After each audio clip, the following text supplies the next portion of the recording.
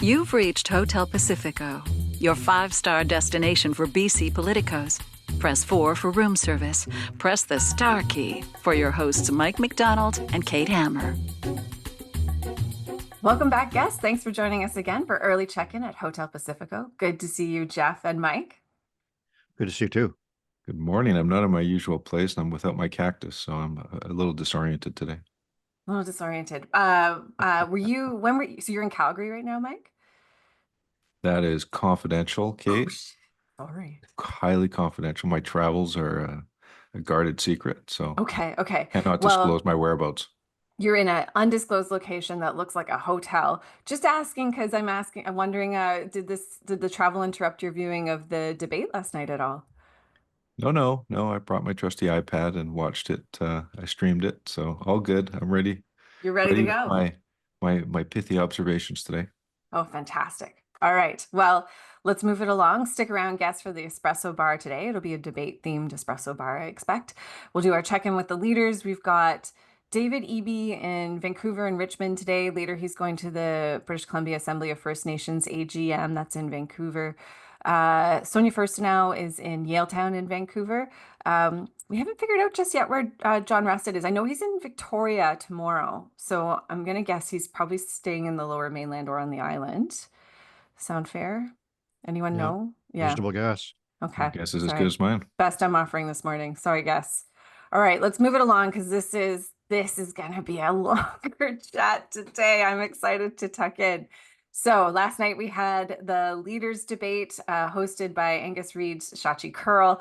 I'm going to start with you this morning, Geoff. I'm curious. I will put it this way. Who won the debate last night? Well, I can say without any discomfort that David Eby did a very good job. It was a different, I think, next level Eby, very relaxed, probably with some wind in his sails because of the positive poll results that were released yesterday morning by Leger. Showed him slightly ahead, but more so than had been in the past. So I thought he was in command of the facts. He looked competent.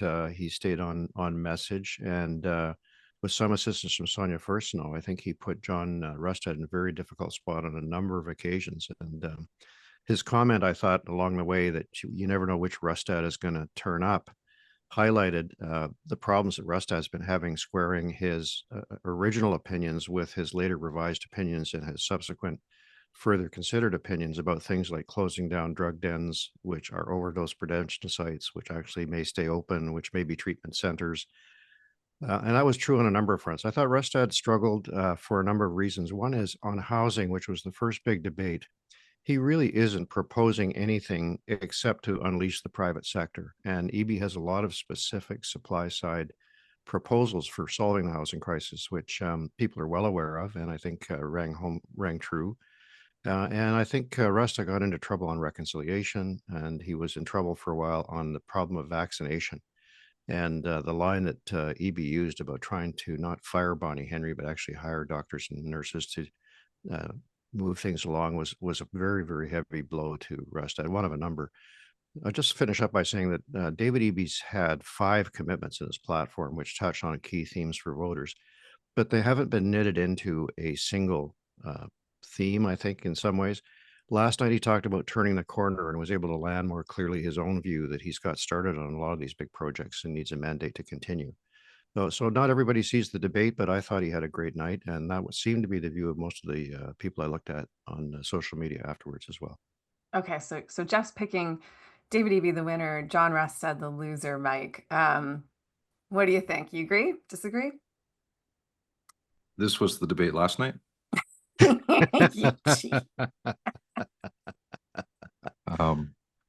Well, you were in the wrong time zone. I think I watched an hour early. Yes. Over the last couple of weeks, we've talked about Telus Living, a forward-thinking initiative by Telus aimed at addressing the housing crisis in British Columbia through the development of mixed-use, purpose-built rental residential properties.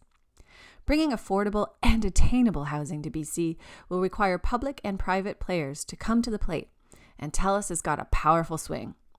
They're leveraging their advanced fiber network in order to build smart homes that offer a unique value proposition in the housing market and that differentiate Telus Living from other developments. The initiative aligns with Telus's broader commitment to community investment and social responsibility, and supports Telus's sustainability goals by promoting green building practices and reducing environmental impact, contributing to long-term business growth and resilience. Now that's the hometown team coming to bat for affordable housing and hitting a home run. There's no doubt that the Twitter or X glitterati has decided that that David Eby had a good night, partly because the NDP were very good at getting their proxies out and spinning Kareem hard Alam is on not it. a New Democrat. Who? Kareem Alam, not a Oh, New Democrat. Kareem. Gabe Garfinkel, not a New Democrat. Okay, Friend of the yeah. pod, friend of the pod. Mike. Okay, well, Great. let's set those two gentlemen aside for a moment. I'll get back to them later. You deal with them off the show. Yeah, I don't think, don't get me wrong, I think EB did fine. I don't think there was a knockout punch in this debate. And I was trying, I mean, it's impossible to watch these debates without bias or trying to find the view of the common person, so to speak, because I mean, most people I talk to are political animals, so I'm desperately trying to get like, what do my high school buddies think, and that kind of thing. Well, first of all, with Sonia, I thought she did well. First of all, she showed up, so there's boom, she's winning already. And I thought she came across as a passionate, empathetic person who had some good, like, especially in the first 30 minutes, I thought she was bringing in some really, information that was, showed that she had her perspective rooted in something. And generally, I think she had a pretty good night. And, if there's one thing I would say in the closing that I would have recommended for her to say is to say, and she kind of touched on it last night, but it's just basically to say, and I know that I'm not going to be government, but we should be in the legislature keeping an eye on these two guys. She kind of said it, but I think to me, that's their pitch. It's like the Greens should be in the mix. And she actually did kind of say that from time to time, but I'd make it more direct, frankly. Yeah. So can I, go ahead. Well, I just want to get Go ahead. to the Rustad piece is, I actually thought John did pretty well. And the reason why is because I think he was focused on his message throughout most of the night. He was knitting together personal stories to go with what he was talking about. And, a lot of people who tune in would not have seen John Rustad in action before. And I think he came across as a guy, a serious guy who knows a lot about these issues, has his own perspective on it, but same as the radio debate, I would say, has a bit of a demeanor that shows, he's a fairly calm, cool cucumber here. Yeah. Now, there were some exchanges where I think they both got licks in. There was the Bonnie Henry one you mentioned, Geoff, but he got some licks in too. So I'm not. So I don't subscribe to the fact that this was a win for David Eby. I think personally, I think if anything, Rustad may have won on points because he had the most to gain, because he was filling in the blanks for people who didn't know anything about him. Yeah. Okay. So this is interesting. I mean, I want to summarize because I think Rob Shaw tweeted a good kind of summary, who won, who lost, as it was Sonia first to no one. John Rustad lost because he didn't give voters permission to vote for him, and then David Eby, he gave him the meh, gave David Eby meh. Yeah. And I think so. I'm going to say I watched it with an 8-year-old and an 11-year-old. The older one sort of understands party politics. The 8-year-old just giving a raw response to what she thought of the people. And it was interesting because she observed that John Rustad seemed to be talking about people more and responded to that. But my son had more of an observation, like, is he angry? Like, he the older one sort of saw like a lot of anger coming through. I think neither of them knew what to make of David Eby. And we were talking a lot about the hip swivel, which I think we should get to, because David Eby, like, his physical posture was a stark contrast. And then Sonia first to know, I think I think they were both picking up on something that she seemed to be touching on topics they got excited about. I think maybe I'd say if I was looking at them consistently, she won. Sorry, but I'm using that because I did try and tap some neighbors who aren't politicos, and they were like, "Oh, the debate was last night." So this is the best I have is the 11 and 8-year-old I forced to watch it with Yeah. me.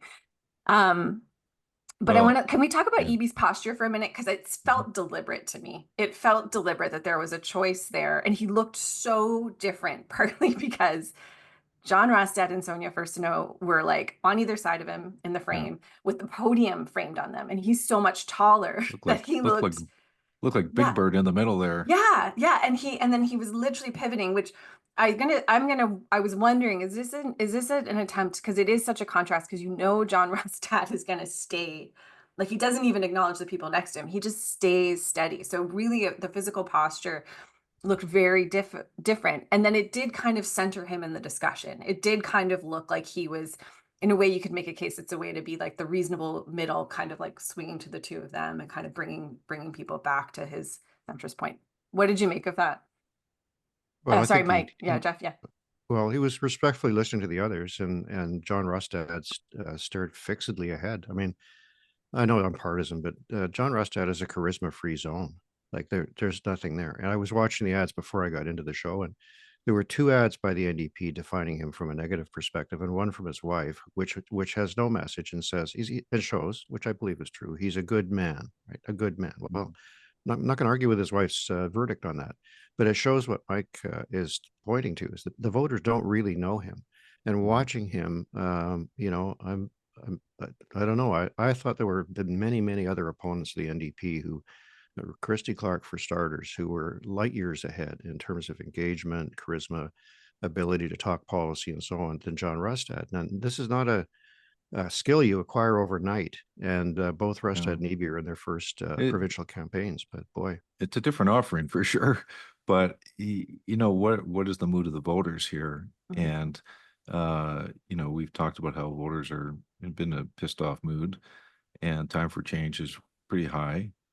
And here's a boring, serious guy who wants to fix their problems, standing next to the more talented politician yeah, no, who they fair, have concerns about. But is BC an unremitting hellscape where you trip over people who are dying of an overdose on your way to the debate and keep hearing anecdotes from people who are soaked in blood in the bathroom of the ER and so on? Like, I don't deny that these events occur.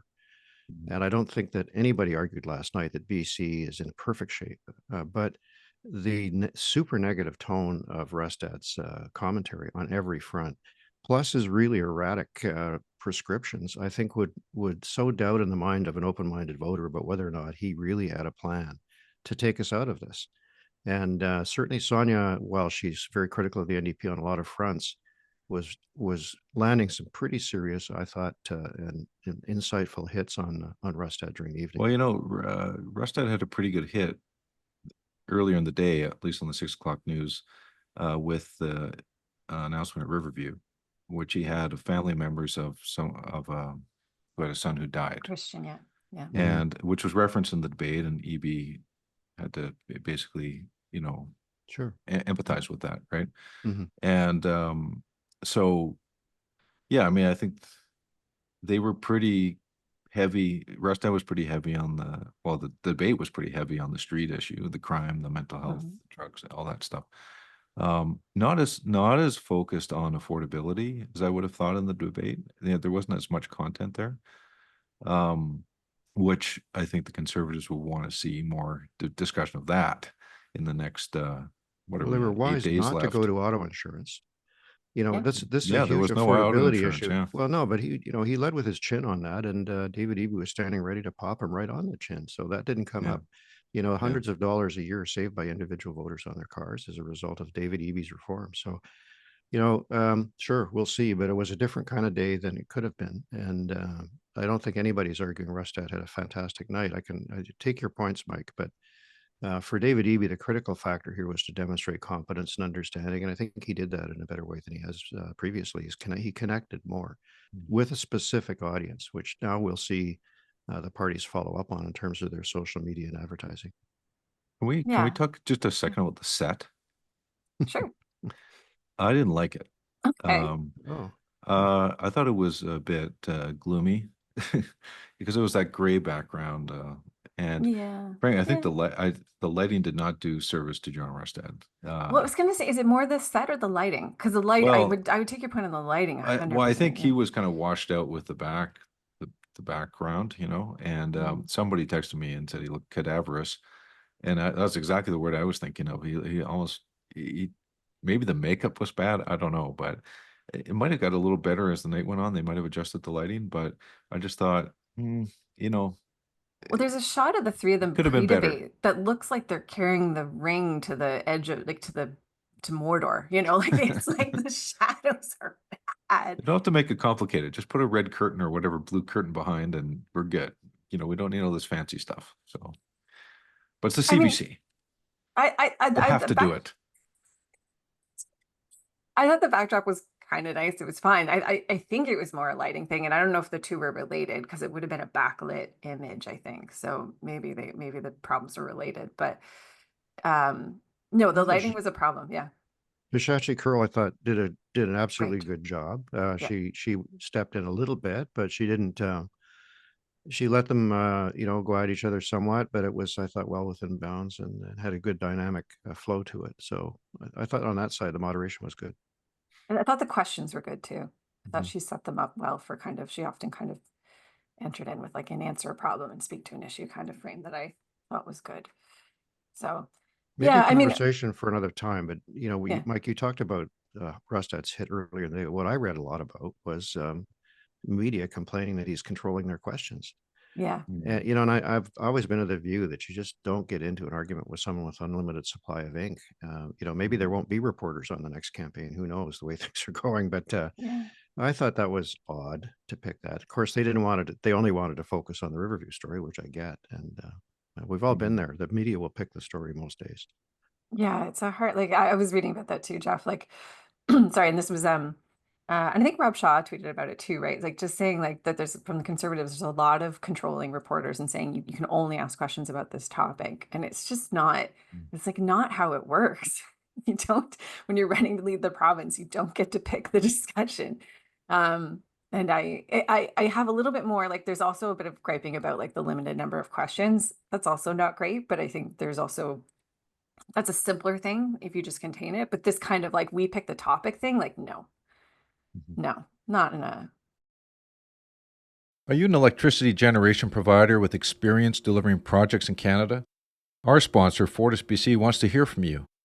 Fortis BC is seeking power providers to bring new or existing projects online and increase the amount of electricity available for its customers.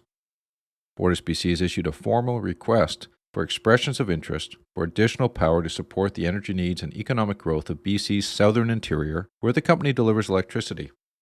Some of our listeners might not be aware that Fortis BC owns 4 hydroelectric generating plants on the Kootenay River, which allow their over 190,000 electric customers to receive approximately 1,609 gigawatt hours of energy supply each year. They meet the remainder of their customers' energy requirements by purchasing electricity. But they need more energy to meet the growing energy needs of its customers in the future. Fortis BC is looking for power providers with a focus on developing innovative renewable and lower carbon energy sources, including biomass, biogas, hydroelectricity, solar, wind, and geothermal projects. Fortis BC is particularly interested in new or existing projects that have a strong Indigenous equity component or are Indigenous-led. Ensuring customers have the energy they need when they need it is of critical importance for Fortis BC. That's why Fortis BC is looking to add up to 1,100 gigawatt hours of energy supply as soon as 2030. To learn more, visit fortisbc.com/newpower. Fortis BC, energy for a better BC and a better podcast. Just on the debate, Yes. who's watching? Who watched Yes. last night? Yeah. Mhm. I would say disproportionately older people, right? Mm. And seniors and so on. And so I'll be interested to see in the days ahead if there's any movement in that demographic. Now, other people will be caught up on the debate through social media clips and things like that. But I would say if there's several 100,000 people that watched the debate last night, I'm not sure what the actual number will be at the end of the day. It'll be voters who are watching, but they'll be disproportionately older. And What did they hear last night is Exactly. what I'm kind of interested to Well, and what will unpack they in the tell days their ahead. friends? Yeah. Yeah. Can I Yeah. offer a bit on that? Because I was thinking about that too, Mike. Because there's kind of two versions of consuming this. There's the voters who watched it, and then those who will get sort of the clips, the digests from like digitally or maybe from the news. Mm. The clips and the digest, I think we kind of know what that looks like, and I think it's very familiar to the conversations that's been happening to date. It'll be some assembly of probably attacks on Rustad for sort of the where he had to defend himself. I'm not anti-vax, I'm anti-mandate. Some of that stuff. Some of the attacks of Rustad on David Eby, and probably a bit of Sonia Furstenau probably attacking them both. Like those are the constellations of things that will float around that won't change anything, I think, about what people are seeing now. If you watch the full debate, then you're getting more into what did you see from those people. And I think so John Rustad, I think, is one of the more interesting ones because I think he is one note. He really is one note. It's one strong note. It's one note that resonates well with voters in this sort of frustration and state. And there's some split, I think, along the electorate, some of whom are going to be like, yeah, that's the vibe, that's the mood, I'm not angry. And some percentage who are going to be like, yeah, but like, where's the hope? Right. And I think that's for Well, those older voters. Like, I well, think that's what it'll I play thought out. he was trying to do something last night, which was connecting his approach with, said it a number of times, giving young people hope, right? They want Yeah. to leave the Yeah. province. You know, they're frustrated by affordability, they're frustrated by their opportunities, et cetera, the drug crisis, that kind of thing. And I think we're gonna hear a lot of that probably in the next week, is him talking about the motive behind what he's trying to do. And I thought they were making a conscious effort on that last night. And I think David Eby will have to do that as well in the last week. It's just like, why do you want to be the premier? Other than just being in power. And like, what is it that you Yeah. are in service of here? And because I think everyone kind of gets what the Greens are up to at the Yeah. end of the day. Yeah. But like everyone did a good job last night. But Yeah. it's now springboarding off the debate. How are you going to bring it home with, why you're there and why you need to vote for me? Well, I think like I completely agree with your assessment of where Rustad was going. And I think if you looked at his answers and sort of proportionally, like if you timed it and said, what amount of time is he spending articulating the problem and the severity of it, and what amount of time is he spending articulating the way forward and the hope? And I think that balance was a bit off. And I think he needs to push more into extending the latter end. And I think that's the way forward for them, because it's Yeah, but he's got a problem of his own creation, which is that he did things like say, I will not enforce federal gun laws because I'm so tough on crime. Like these are contradictions right in his own rhetoric, which he had a tough time with last night. I'm going to fire Bonnie Henry because I want to build up the healthcare system. These things don't add up, and he's struggling with that. I mean, some of this was going to be inevitable given that Kevin Falcon only collapsed at a very late date. They're integrating their teams. They're trying to sort out message, but he's got a problem that we saw in Alberta, which was that there's a group of people who are supporting the conservative side, who are all over the place politically, have been on truckers' convoys and a whole bunch of things, which I'm not saying to disparage them, but they hold views that are not in the mainstream. And John Rustad is not a Jason Kenney or Danielle Smith when it comes to managing those contradictions, but Rustad has them. And I don't think he's doing a good job with it. Like he's not allowed to suspend the operation of a particular law, which Wally Opal was explaining on CKNW yesterday, former Attorney General, former BC Liberal Attorney General.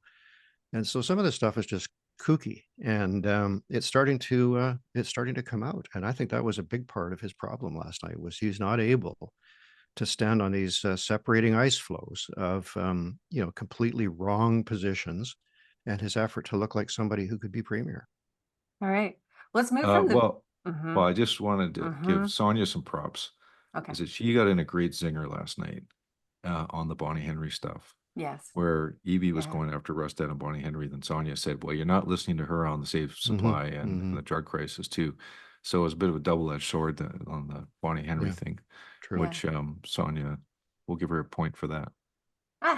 Appreciate that, Mike.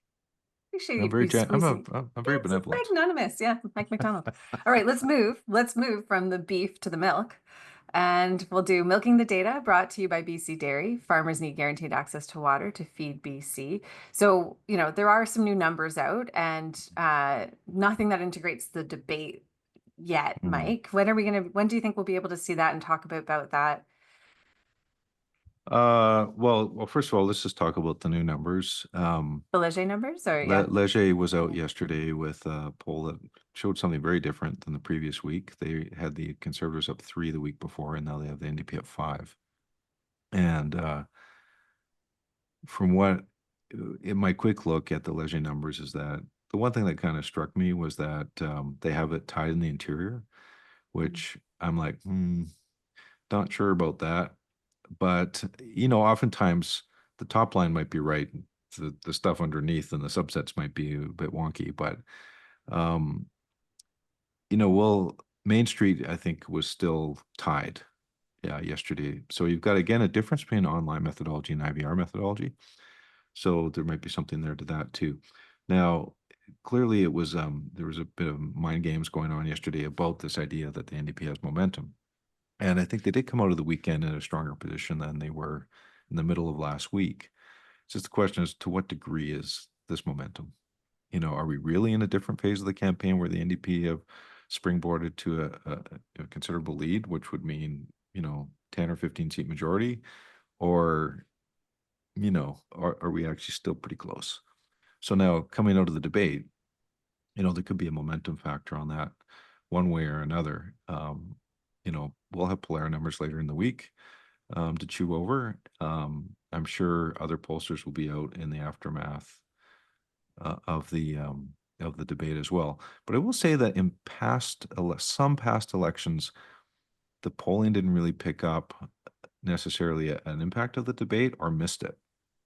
And so, I'm sure somebody will be out with like who won the debate question. There'll be a bit of that, but the voters out there beyond the Twitter and beyond the commentariat, did they see something different? And or just not even with regard to the debate, just generally in the campaign, or something afoot, right? And I don't know. So was Leger did Leger get it right first, and is everyone going to follow and see that same thing, or was that a bit of an aberration? That's we'll get more data points in the next few days. My name's Georgie, and I live on the Sunshine Coast of beautiful British Columbia. We've been here for 20 years, and I've been a superhost on Airbnb for 3 years now. We actually built the guest house for friends and family, and as we got older and they got older, we weren't getting friends and family. And it's such a beautiful place that we thought we really should share it. It's really special to me, and the income from Airbnb helps us in our retirement. We've met people that we've kept in touch with, and many people that will come back. Just because of the hosting experiences, it opens it up to a whole new world. Learn more at airbnb.com/host. But Mike, I'd be interested in your reaction to it's in every poll. So something like 90% were certain or likely to vote, they claim. Of course, a big chunk of those people Well, that's are not going to lying. happen. But what's your view of this campaign? It feels very quiet to me. I don't see signs. It just doesn't feel like the energy that would be a big turnout election to me, but I don't know. People I claim find they're that going hard to to vote. answer because I live in the middle of the urban jungle, and like you, and I don't, I should go drive around the burbs this weekend and visually see what's happening. It is hard to get a read on it. I believe the voter turnout will be in the zone of probably somewhere between 2017 and 2020. I think it'll be higher than 2020, lower than 2017.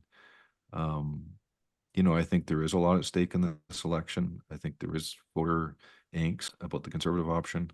So, I feel in 2017 there was a real big push to get the BC Liberals out, and like a real conservative push by a lot of interests that made it challenging, obviously for the BC Liberals to retain a majority. I feel that it is different this way this time. It's it's maybe that's because of where we're at with fragmented media and, not having that collective experience. That might be part of it too. Yeah. What was the turnout in 2017? Oh, it depends how you measure it, but I think it was over 60% And then it of was in the registered 40s in voters. 2020. Yeah. It's actually the actual turnout is lower because a lot of people aren't registered to vote. So eligible voters, I think last time was less than half of people who could vote if they could register at the poll on election day, right? So Right. And then the 2020 election was in the 40s. The registered voters. I think it was less than half. Yeah. Yeah. Okay. Oh, There's always federal usually has a higher turnout. There's usually maybe another 5 or 10% that will vote federally. So provincial is usually a little less than federal, and then local is the lowest. okay. Well, we'll watch this closely. Let's move on. Let's just move on to our topic of the day.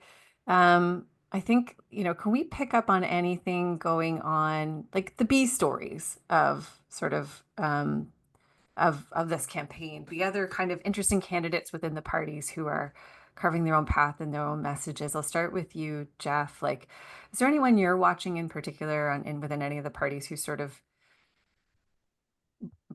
strengthening their campaign broadly with their own work? I think there's a few. I mean, I'm always interested in Harwinder Sandhu and Vernon, but we've talked about that race. It's really all up in the air. She won very narrowly. I'm curious too about what will happen in Richmond because some of the polling shows that the NDP is in deep trouble in Richmond. In other cases, not so much. Henry Yao, who's I think it's Richmond.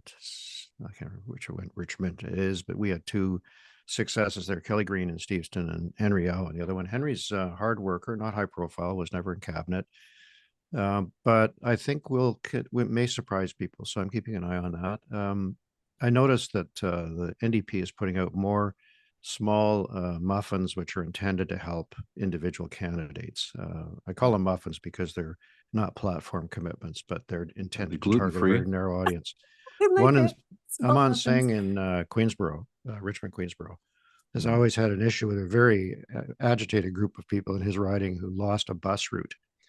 And their kids could not make a direct bus trip to high school.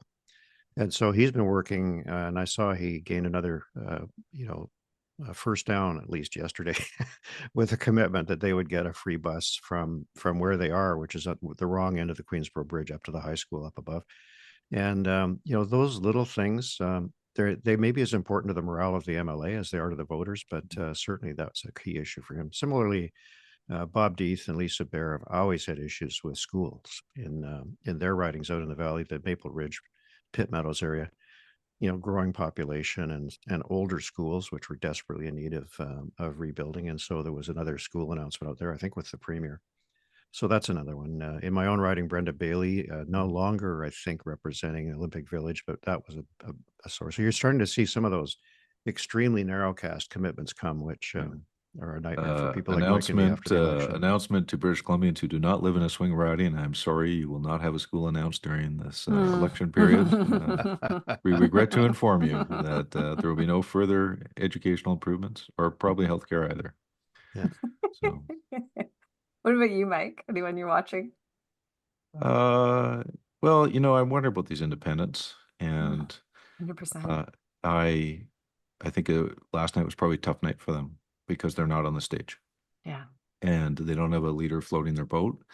And so they're just got to sustain the interest. They kind of need one of the parties to fail to become a recipient of a vote. People are mad at their choice to go over. And I think it's going to be tough for the independents in the interior to withstand the conservative. Like here is the conservatives. They are the focus of the campaign. And whether you love them or hate them, it's kind of them or the NDP, right? And for the independents to, power into that conversation has to be very much about them as a candidate versus the conservative candidate in the case of most of the BC United ones. Now, Vernon's a little different because the conservatives put a guy from Kamloops in, so there's a really good argument that the independent has there. But even still, is that enough? So I like to explore that. I I don't know how I'm going to do it because there's no riding by riding polling going on. So I'm just going to have to make some calls and see what people think's happening on the ground. Yeah, I'd be interested to hear more about that. Definitely interested in that. All right, let's grab a coffee. Okay, who's kicking us off this week? Yeah. I'm going to keep going with my unsung heroes of the campaign trail. And this time talk about the advanced people, because as I keep looking at John Rustad's events held in front of homeless encampments, I think, who's thinking that through? Because the last one I saw, he was on one side of the road. The homeless encampment was on the other side of the road. We've talked a bit before about the controversial aspect of using people's homeless living circumstances as a backdrop, but there's also the question of, well, what is the camera angle, and what if some of the people in the backdrop decide to join the event? But I've known, and I'm sure Mike's known and done a bit of it, and Mike's probably done way more. Maybe you've done lots, Kate, but advancing is a lonely, stressful, difficult job.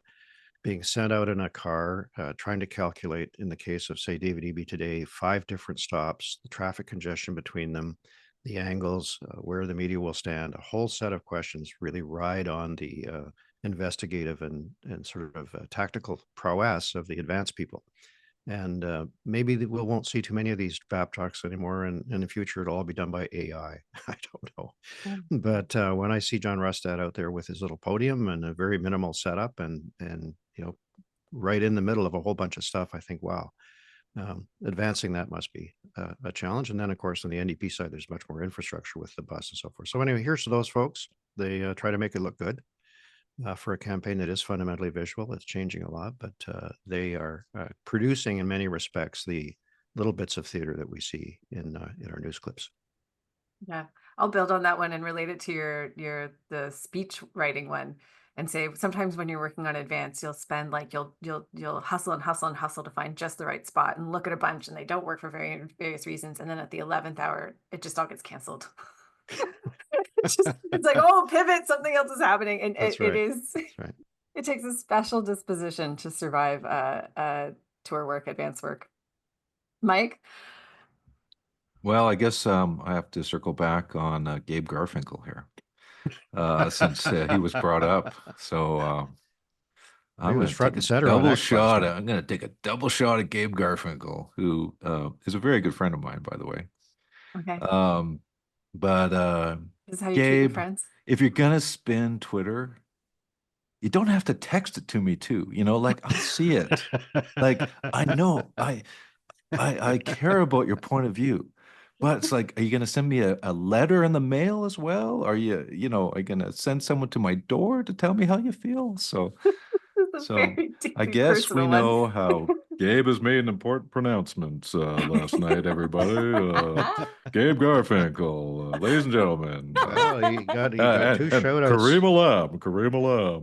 Kareem, get your own podcast if you want to be heard. Hey, how about that? Oh, wow, we hit a nerve. Okay. We hit a nerve. We got a nerve. So Kareem, we'll invite you back to Hotel Pacifico at some point. He's got some stuff to get out. We have to have him back. Okay. Just don't be so damn annoying. Oh, how about that? I know. Kareem's got. We need some therapy time with Kareem. All right, let's put that in the books So then. there you go. That's good. That's good. And I think, my yeah, goodness. just not to tip our hands too much, but it does sound like we'll have some guests through the end of the Send rest them a of the gift election. certificate to the spot hotel, Mike. Yeah, there we go. What is our hotel That's spot? There's some right, kind of that's right, like both those political guys. specific therapy we offer. I think it's Hot Rocks, isn't it? Hot rocks. Yeah. It was The waterboarding. dulcet You can walk tones on of. All right, I'll wrap us up. Sorry, I just wanted to raise Not my Hollyhock, I could tell you that.